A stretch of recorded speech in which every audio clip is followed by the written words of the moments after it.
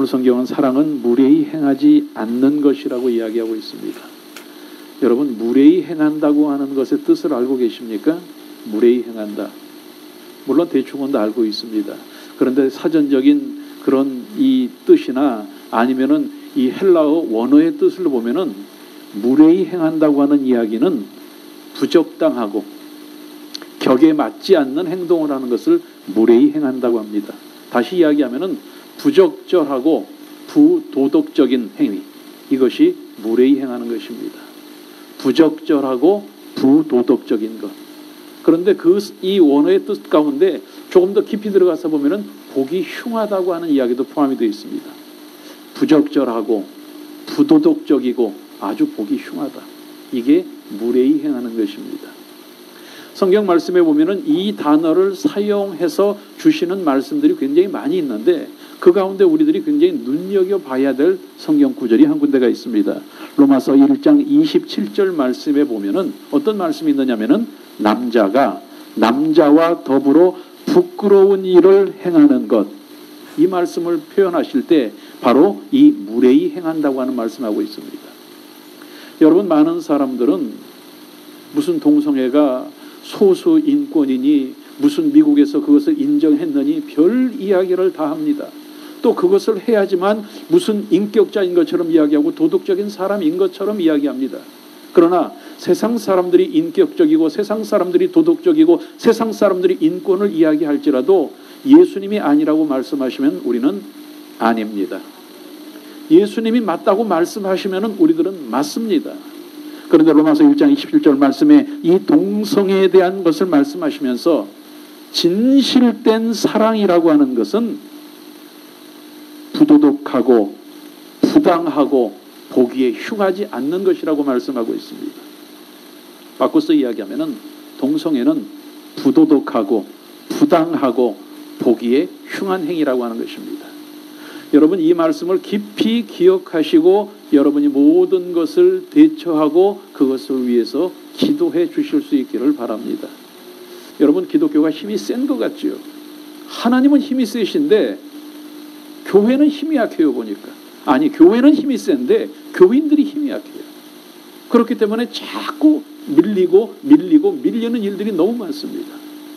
여러분, 이런 것을 볼 때에 저와 여러분 정말 예수님을 닮기를 원하고 정말 예수님의 사랑을 실천하기를 원하는 그리스도인들이라고 하면은 오늘 우리들이 나누는 이 말씀, 무례히 행하는 저와 여러분이 되지 않기를 주님의 이름으로 축원합니다. 부도덕적이고 또 부당하고 보기 흉한 행위에 대해서는 단호하게 그것을 물리칠 수 있는 저와 여러분이 되시기를 주님의 이름으로 축원합니다. 이 말씀의 결론을 보면은 예수님을 믿는 믿음 또 예수님을 닮는 사랑이라고 하는 것은 예의가 있어야 된다고 하는 것입니다. 예의 바르고 정말 부도덕하지 않고 범죄를 잘 지키고 존중하는 이런 것이 되어야 된다고 하는 것입니다. 여러분, 사랑이라고 하는 것이 남에게 함부로 막대하고 내 마음대로 하는 것, 이것은 절대로 사랑이 아닙니다. 반드시 예의에 따라서 예의를 지키는 이러한 모습이 있어야 된다고 하는 것입니다. 내 고집만 내세우는 것은 절대로 아닙니다. 그래서 오늘 고린도전서에서 사도 바울이 고린도 교인들에게 예수님의 사랑을 담기를 원한다고 하면은 무례히 행하지 말아라 이렇게 말씀하고 있습니다. 왜 고린도 교인에게 무례히 행하지 말라고 이야기를 했을까요? 고린도 교인이 무례했기 때문에 그렇습니다. 고린도 교인들이 왜 무례했느냐 하면은 성찬의 문제 때문에 무례했습니다. 성만찬 때문에. 여러분이 아시는 대로 초대교회는 거의 매일 모여서 예배를 드렸는데 교회에 모여서 예배를 드린 것이 아니라 각자 집에서 모여서 예배를 드렸습니다. 지금 우리가 지역 예배를 드리고 구역 예배를 드리는 것처럼 각자 집에서 모여서 예배를 드리는데 그때 예배를 드릴 때에 그 예배에 참석하는 사람들이 구역 예배 오면서 집에서 어떤 사람은 만두도 싸갖고 오고 어떤 사람은 집에서 했던 잡채도 싸갖고 오고 이렇게 해서 십시일반 다 싸가지고 오는 거예요. 그래서 예배를 드리기 전에 서로 그것을 예수님의 사랑으로 나눕시다. 그러면서 아이고 김 집사님 맛있습니다. 박 집사님 솜씨가 좋네요. 그러면서 나누어 먹고 예배를 드렸어요. 그게 성만찬이었어요. 그런데 왜 그것이 무례했느냐 하면은 돈이 많은 사람들은 부자는 한우도 싸갖고 오고 안심도 싸갖고 오고 그런데 가난한 사람들은 어떻게 해요? 그러면 못 싸우잖아요. 정말 어떤 때는 빈손으로 오기도 하고 어떤 때는 정말 아주 열악한 것, 그야말로 요즘에는 그것이 또 뭐 이 몸에 좋다고 그러지만 무슨 뭐 개떡이라든가 옛날에 뭐 이렇게 뭐 이런 것들, 이런 걸 싸가지고 이렇게 하는 거예요. 그러다 보니까 그것을 가지고 잘 사람으로 나누어 먹으면 좋은데, 여러분, 사람이요, 먹는 것에 따라서 먹는 것 가지고 이렇게 저렇게 하는 게 되게 치사한 거지, 사실은.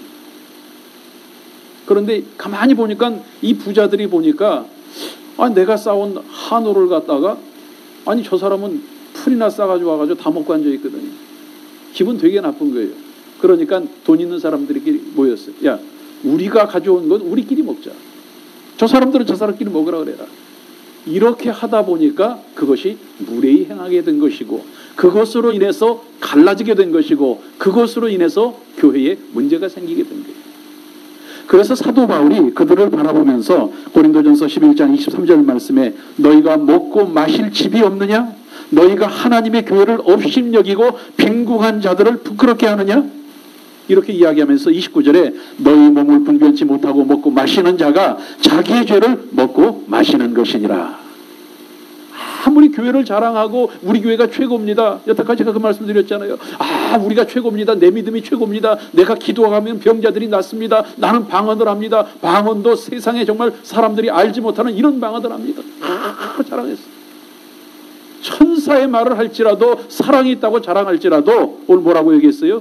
너희들이 그렇게 하는 것들은, 너희들이 무례히 행하는 것들은 교회를, 하나님의 교회를, 너희들이 그렇게 사랑한다고 하는 교회를 업심여기는 것이고, 하나님의 형제들, 자매들, 하나님 안에서 형제된, 자매된 가난한 사람들을 부끄럽게 여기는 것이다. 그러므로 이런 무례한 행동을 하지 말아라. 사랑한다고 하면은, 예수님의 사랑을 담기를 한다고 하면은 이러한 무례한 행동을 하지 말아라. 이렇게 권면하고 있는 것입니다. 저는 이 말씀을 통해서 저와 여러분의 모습도 한번 뒤돌아보기를 원합니다. 여러분은 예수님을 사랑하십니까? 그러면서 여러분은 절대로 무례히 행치 않고 계십니까?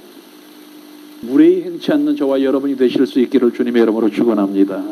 자, 어떻게 하면 무례히 행치 않을 수가 있을까요?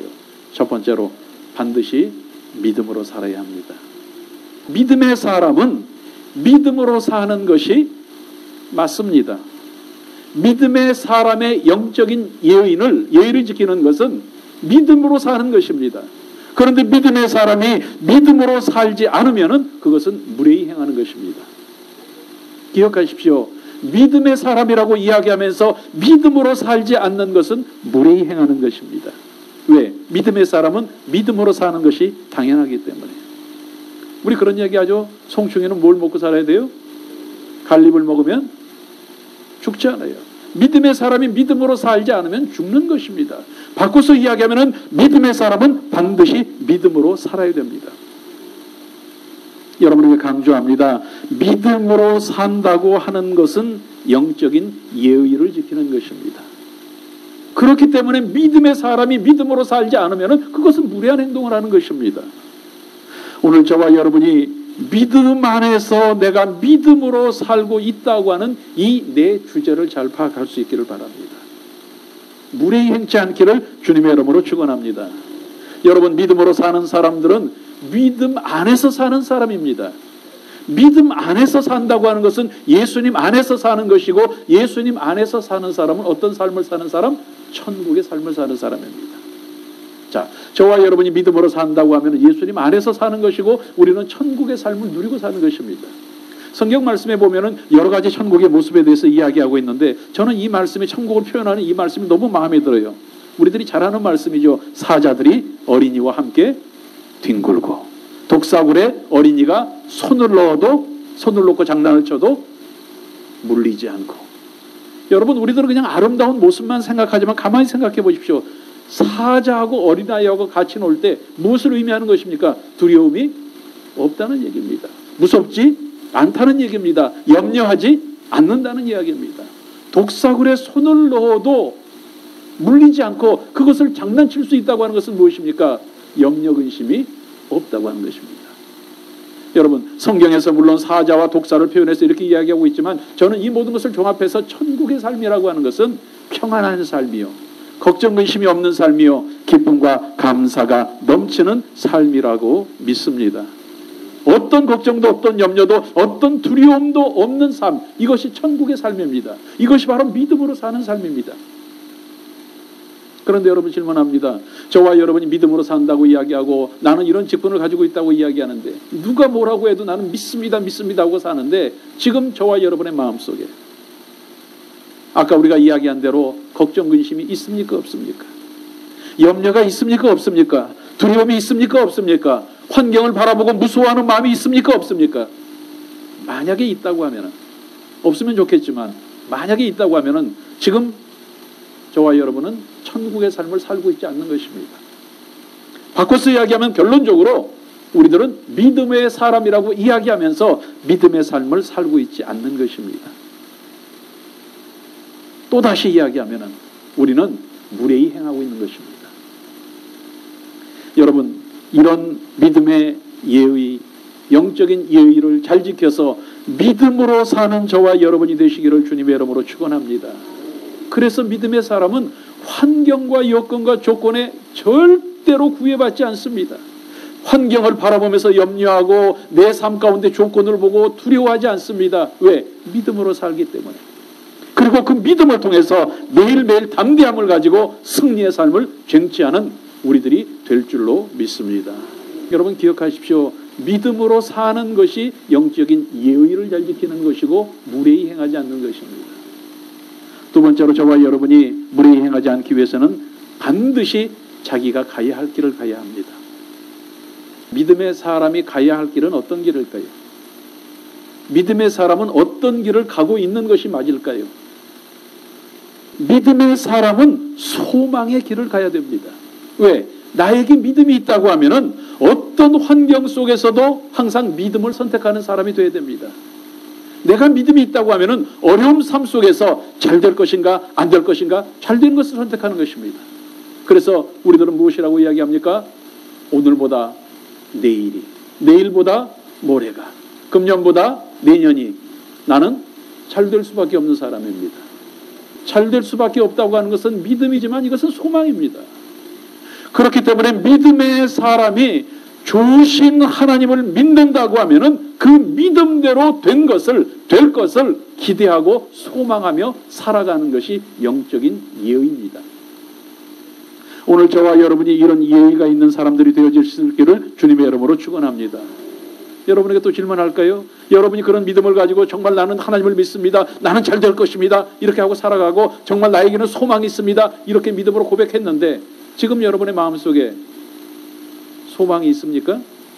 아니면은 환경을 바라보면서 절망하고 실망하고 또 한숨을 짓고 있습니까? 만약에 그렇다고 하면은 여러분은 하나님의 소망 가운데 살아가고 있어야 할 하나님의 자녀라고 하는 주제를 파악하지 못하고 무례히 행하는 사람들입니다. 만약에 여러분의 마음속에 소망이 있다고 하면은 여러분은 주제를 제대로 파악하고 무례히 행하지 않는 사람입니다. 여러분이 소망을 가지고 살아갈 수 있기를 주님의 이름으로 축원합니다. 여러분, 어른들 앞에서 한숨을 푹 쉬면은 어른들이 뭐라고 말씀하세요? 어디서 버르장머리 없게 이렇게 한숨을 쉬냐, 어른 앞에서. 여러분 생각해 보십시오. 아이로서 어른 앞에서 주제 파악을 못하는 거잖아요. 저와 여러분이 주님께서 주신 하나님이시고 우리들의 모든 삶을 인도하신 것을 믿는다고 하면서도, 나는 잘 될 것이라고 하는 소망이 있다고 하면서도 하나님 앞에서, 나와 함께 계신 하나님 앞에서 걱정하고 근심하는 것은 죄송한 이야기지만 영적으로 버르장머리도 없는 것입니다. 예의를 지키지 않는 것입니다. 오늘 저와 여러분, 내 삶 가운데 소망이 없다고 하는 것이 아니라 소망이 있다고 하는 믿음으로 승리할 수 있기를 주님의 이름으로 축원합니다. 여러분, 우리들이 소망을 가져야 될 분명한 이유가 있습니다. 우리들이 소망을 가져야 할 분명한 확실한 증거가 있습니다. 왜? 우리들을 사랑하시고 우리들을 인도하시는 하나님께서 우리에게 소망을 주셨기 때문에. 여러분 잘 아시는 예레미야 29장 11절 말씀에 야훼의 말씀이니라, 너희를 향한 나의 생각을 내가 아나니 평안이요 재앙이 아니라 너희에게 미래와 희망을 주는 것이니라. 하나님께서 말씀하시면은 반드시 그대로 됩니다. 믿습니까? 성경 말씀을 보십시오. 하나님께서 천지 만물을 창조하실 때 말씀하시니까 어떻게 되었어요?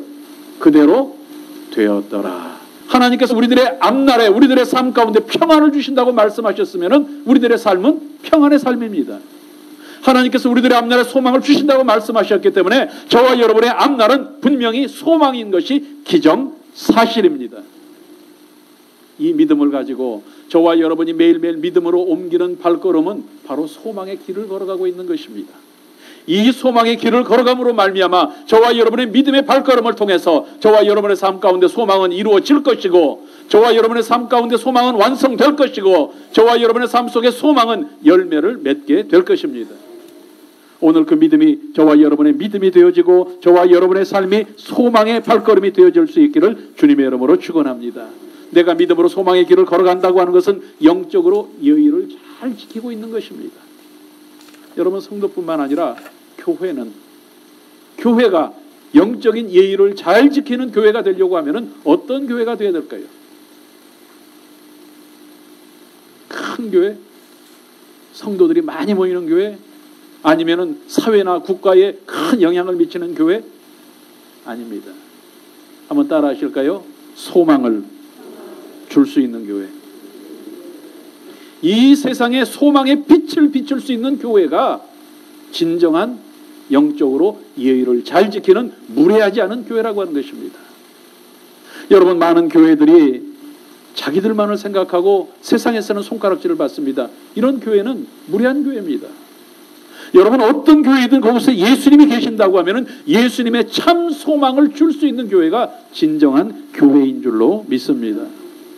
성도도 마찬가지입니다. 예수님을 닮기 위한 성도라고 하면 무례히 행하지 않고 매일 소망의 길을 가는 저와 여러분이 되기를 주님의 이름으로 축원합니다. 그리고 그 소망의 열매를 여러분 것으로 차지할 수 있기를 예수님의 이름으로 축원합니다. 여러분의 발걸음이 믿음의 발걸음이면 그 길을 걸어가는 길은 소망의 길이고 그 소망은 여러분 것이 될 줄로 믿습니다. 마지막 세 번째로, 저와 여러분이 무례히 행하지 않기를 원한다고 하면 반드시 자기가 해야 할 일을 해야 합니다. 자, 믿음의 사람이라고 하면서 믿음을 행하지 않는 것은 믿음의 사람이 아닙니다. 믿음의 사람으로서 믿음을 행한다고 하는 것은 사랑을 실천하는 것입니다. 그래야지만 무례히 행하지 않는 것입니다. 여러분, 믿는 사람이라고 하면서 믿음을 실천하지 않는 사람은 성도가 아닙니다. 그리스도인이 아닙니다. 왜? 늘 제가 강조하죠. 진짜 믿음은, 진정한 믿음은 알고 깨닫는 것이 아니라 실천하는 것이다. 여러분, 우리들이 믿음 생활을 한다고 이야기하는데 믿음 생활을 하는 것을 여러분이 한번 증명을 해보십시오. 내가 어떻게 믿음 생활을 하고 있는지. 예배를 드립니다. 구역 예배도 드리고요, 새벽 기도도 드리고 예배를 드립니다. 나는 기도를 합니다. 나는 선교도 합니다. 나는 구제도 합니다. 나는 11조도 합니다. 물론 그 모든 것이 다 믿음 생활의 행위는 될 수 있습니다. 하지만 여러분 기억하십시오. 그 모든 믿음의 행위를 한다고 할지라도 그 속에 예수님의 사랑이 밑바탕 되어 있지 않으면 그것은 믿음 생활이 아닙니다. 다시 말씀드릴까요? 예배를 드려도 기도를 할지라도 그곳에 예수님의 사랑이 밑바탕 되어 있지 않으면 믿음 생활이 아닙니다. 행위일 뿐입니다. 왜? 저와 여러분이 아무리 예배나 기도를 한다고 할지라도 그곳에 사랑이 없으면 예수님의 능력이 그 속에 없습니다. 저와 여러분이 아무리 선교를 하고 구제를 많이 할지라도 그곳에 사랑이 없으면 예수님의 은혜가 거기에 없습니다. 오늘 저와 여러분 정말 예수님의 은혜를, 예수님의 능력을 여러분이 차지하고 전하기를 원한다고 하면 예수님의 사랑을 담는, 실천하는 저와 여러분이 될 수 있기를 주님의 이름으로 축원합니다. 특별히 주님께서 우리들에게 말씀하실 때 우리들에게 예수님의 증인이 되라고 말씀하셨습니다. 예수님의 증인이 되라고 하는 것은 예수님의 증인으로서의 사명을 감당하라고 하는 이야기입니다. 이것은 그냥 증거하는 것이 아닙니다. 내가 실천해야 되는 것입니다. 여러분, 예수님의 사랑이 없이 예배를 드리고 예수님의 사랑이 없이 기도하는 것은 가식입니다. 예수님의 사랑이 없이 전도하고 예수님의 사랑이 없이 구제하고 예수님의 사랑이 없이 선교하는 것은 형식입니다. 예수님의 사랑은 가식과 형식이 아닙니다. 그래서 바울은 고린도전서 13장 13절 말씀에 결론적으로 그런즉 믿음, 소망, 사랑 이 세 가지는 항상 있을 것인데 그 중에 제일은 사랑이라고 말씀하고 있는 것입니다. 이 말씀은 사랑을 실천해야 된다고 하는 것입니다. 예수님께서는 구체적으로 저와 여러분에게 어떤 사랑을 실천하며 사는 것이 참 그리스도인이고 영적인 여유가 있는 사람인가를 말씀하고 있습니다. 마태복음 22장 37절 말씀에 내 마음을 다하고 목숨을 다하고 뜻을 다하여 주 너희 하나님을 사랑하라.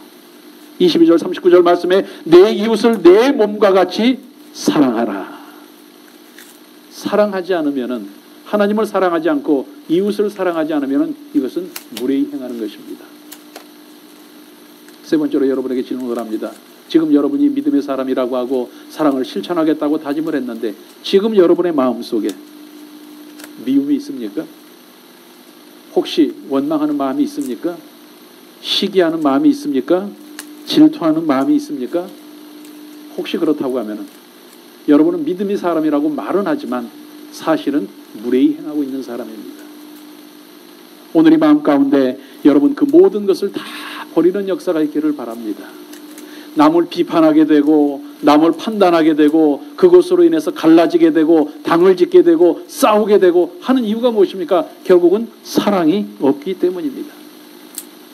사랑이 없이, 사랑한다고 하면서 사랑이 없이 무례한 행동을 하는 것은 결국은 영적으로 네 가지가 없는 것입니다. 사랑을 실천한다고 하는 것은 한마디로 표현을 하면 긍정을 생활화하는 것입니다. 모든 것을 긍정적으로 바라보는 것입니다. 사랑의 눈으로 바라보는 것입니다. 배려하고 용서하고 이해하고 하나가 되는 것입니다. 이것이 긍정입니다. 이것이 사랑을 실천하는 것입니다. 믿음의 사람은 이러한 사랑을 실천할 때에 무례히 행하지 않고 예수님을 닮을 수 있습니다. 오늘 저와 여러분이 이 말씀을 기억하셔서 예수님의 사랑을 실천하며 사는 저와 여러분이 되시기를 주님의 이름으로 축원합니다.